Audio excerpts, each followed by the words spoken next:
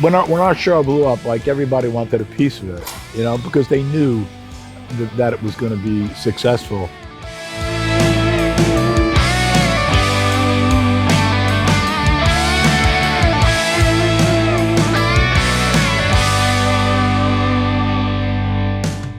I'm Paul Sr. from Orange County Choppers. My background is I originally had a steel fabricating shop for like 30 years. I went into bike building, and one day I got a call from Discovery, and the rest is history.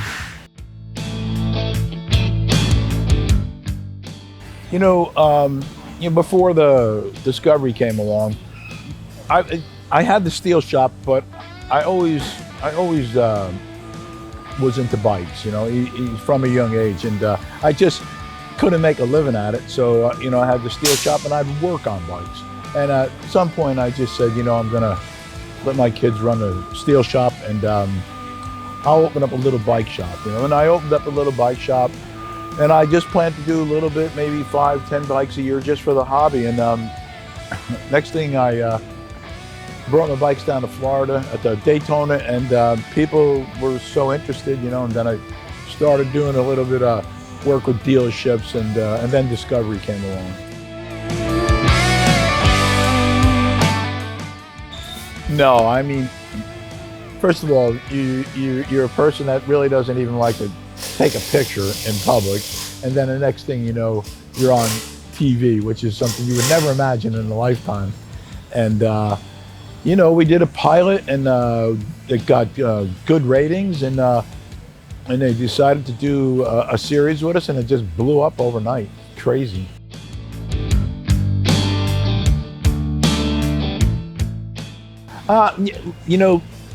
Like when our show blew up, like everybody wanted a piece of it, because they knew that it was going to be successful.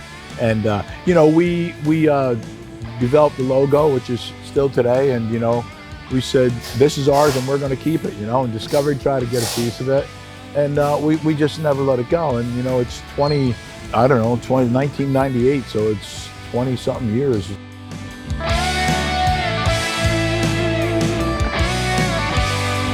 It wasn't hard for me to do that, because I kind of always remember where I came from, and I've always been a humble person, so it really wasn't that hard to stay grounded. It was crazy, you know what I mean? It was like, being an overnight success, and everybody wanting licensing deals and this and that, and people knocking down the door. It's like so to adapt to that was quite difficult.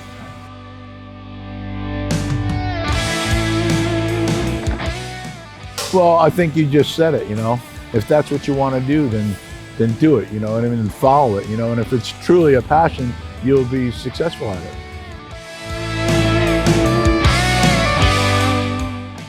Well, it has, and it's still my favorite bike, And I think that, I'm from the Vietnam era. I was in the Merchant Marines, and I delivered ammunition to Vietnam, but I really wasn't in the military. But, that was the era that, I just truly felt that the people that fought in that war got royally screwed. They got no recognition for what they did. So that was my main objective, is to give those people the recognition that they deserve.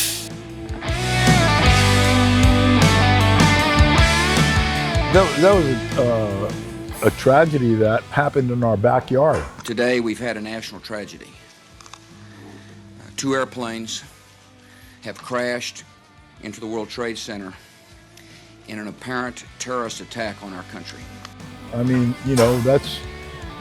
we're up in Newburgh, which is 45 minutes to the towers, So, we just it was so devastating to people, you know what I mean? And we just felt again that, there should be some type of recognition for that always. So not it says never forget. And I think that the way that we have it set up there with the wall, and it's a memorial, and I do believe that when people see that, they respect it, and it, you know, it's true to the people that gave their lives.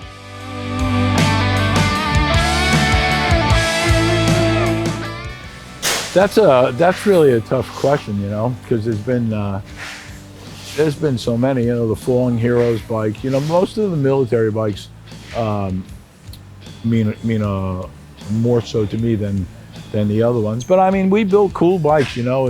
If you look out in the VIP room, you got the Aragon bike, which is super incredible fab on it. So I don't know, you know what I mean? When people say, what's your favorite bike? I always say the next one. Oh, Oscar Mike? Well, I'm trying to think how I met Noah.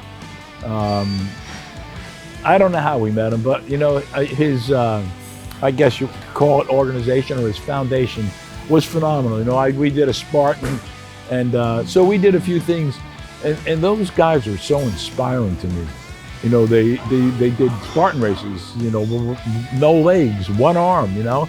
So, and I got to know Noah really well, super guy, and you know, he said, hey, let's do something, you know. And you know, we built the bike. He didn't know we were going to do a sidecar, and we built the bike with a sidecar, so you know, some of the adapted veterans could get in it. And when we unveiled the bike, we did it in a ballroom, and one of the guys got in the sidecar, and we were doing donuts in the middle of the floor. And for him, that was like the best thing that, you know, it's something that I'll always remember, and it was a super time for him.